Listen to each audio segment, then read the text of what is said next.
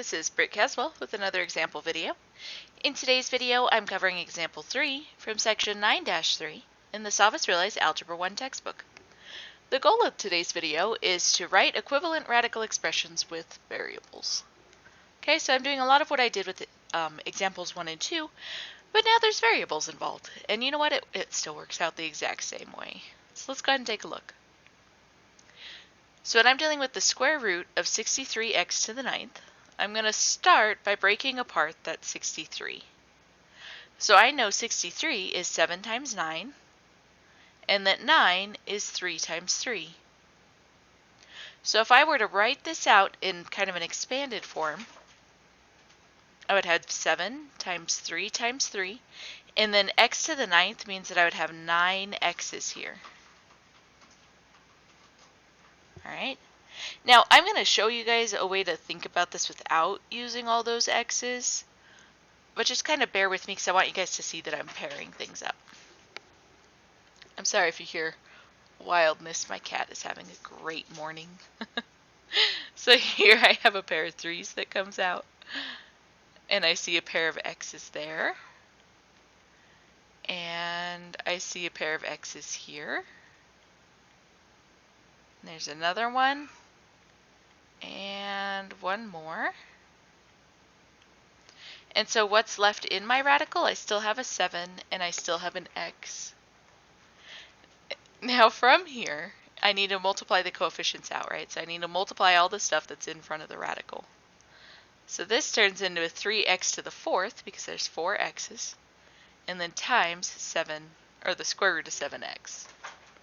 So there is our simplified radical expression.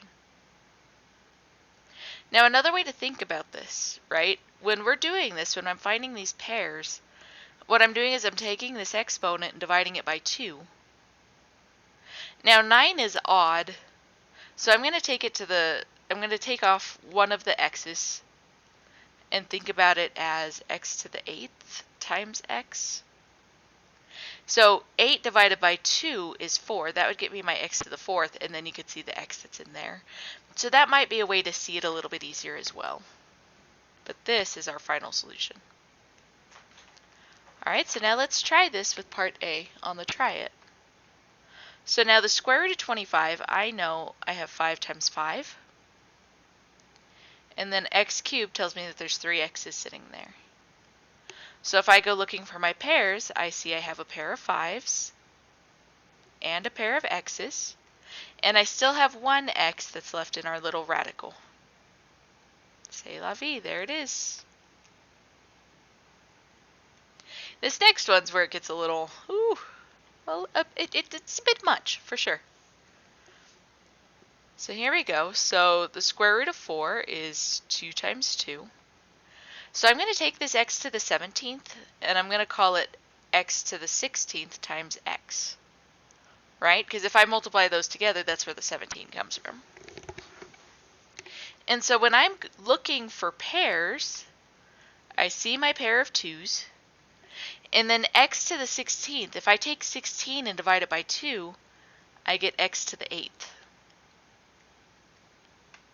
And then everything else stays as it is. So the 5 is still out here, but under the radical is that x that I pulled away from the 17. So then I multiply together my coefficients. So 2 times 5 is 10.